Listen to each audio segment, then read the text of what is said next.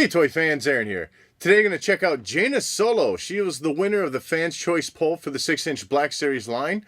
So let's head to that table and check this one out. And looking at the packaging, the line does carry on with that red and black look.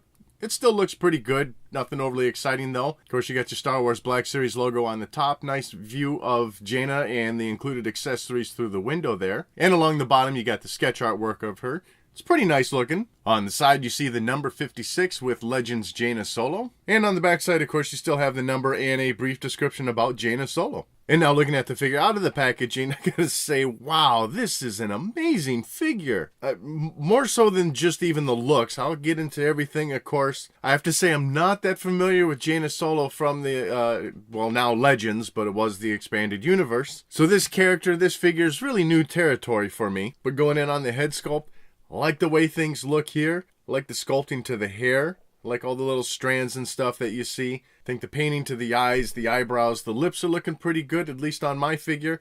I like the little smirk that they sculpted in there as well. So she's got a very nice look to her. And then even with all that hair that she has, the helmet, one of the additional accessories, slips nicely on her head.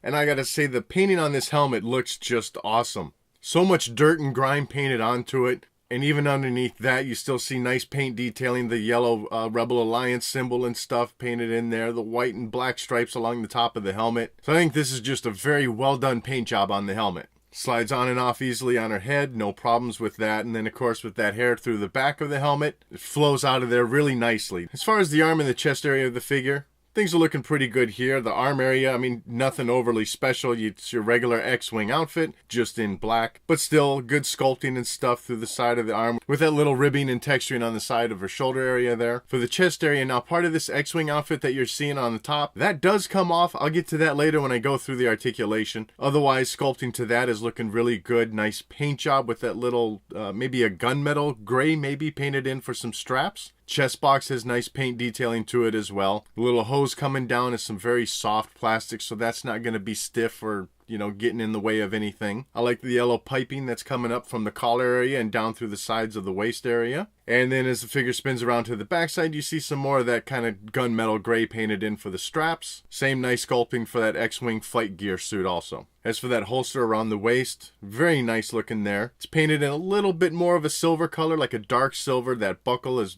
definitely just a regular silver painting. Lots of little pockets and stuff sculpted in throughout there. And then, of course, that leather distressed detailing sculpted into the plastic. That does show through wonderfully on the holster area for the gun. And then on the other side of her belt, you got the little hook for the lightsaber hilt. And then from the waist down, things are looking pretty good. Nothing, you know, out of the ordinary. I mean, it's legs, it's sculpted fabric. That orange piping does carry down through the sides of the legs on the way down to the top of the boot. And for the boots, they are painted that dark gunmetal gray color. So you do have a little bit of separation from that black jumpsuit to the boots. Good sculpting to it though, a little strap at the top of the boots and along the back side, and some slight wrinkles and stuff in the boot sculpted around the ankle area. And as I mentioned a moment ago, this flight vest does come off. A little snap post here at the top, and then down here along the one side at the back, and that just unwraps. And then slide that down off the other arm, and these little straps around the legs just slide right off. So good sculpting, good molding through here. Nice paintwork as well with those yellow lines going down the side of her outfit. So really looks good with that flight vest on or off. As for that articulation, of course, you get a little bit of swiveling in the head. It's a little tight because of this ponytail in the back, so you're not going to get like, you know, full spinning around.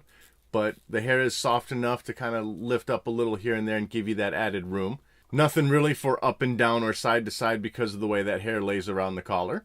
At the shoulder area, really high movement here, much higher than 90 degrees straight out, so that's nice. And then, of course, you got your rotation. And then for the arm area, you got great bend in that elbow area. I mean, almost touching back to the top of her shoulder, so great range of motion through there.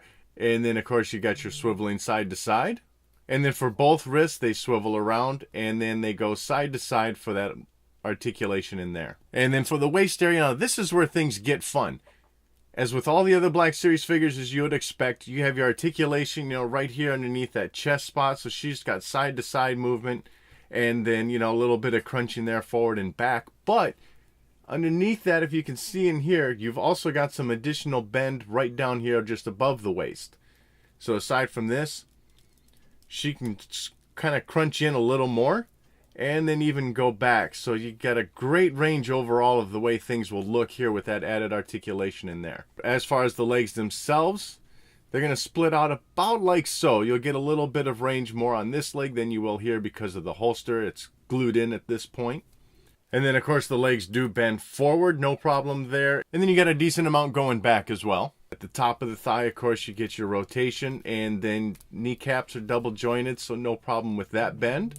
And then at the ankle area, of course, you get your forward and back, and then also your rotation there at the top of the ankle. As far as accessories, she's got 3. We already went through the helmet, so now for the lightsaber and the blaster. As far as the lightsaber, purple blade here, that's pretty cool looking. Like I said, I don't know anything about her from the old expanded universe, so kind of news to me that she had a purple blade. The sculpting on the lightsaber hilt isn't too bad looking. A couple purple paint accents in through there, and then a little gold at this little piece near the end. Otherwise, decent sculpting to it, nothing majorly special. And then, of course, you got your little loop there at the end of the hilt. And then that does snap apart and fits nicely on the hook on her holster. And no problem with her holding that blade in her left hand. And as far as the blaster she comes with, it is Han Solo's blaster, just without that top scope on it. The molding has a nice sculpt to it and a little bit of details sprinkled throughout there, so it's looking really nice. And then surprisingly, we got a little bit of added paint job with some black towards the end of the nozzle and then a little bit of black on the handle of the blaster as well. Or maybe it's the silver that's painted on and the black that remains. Either way,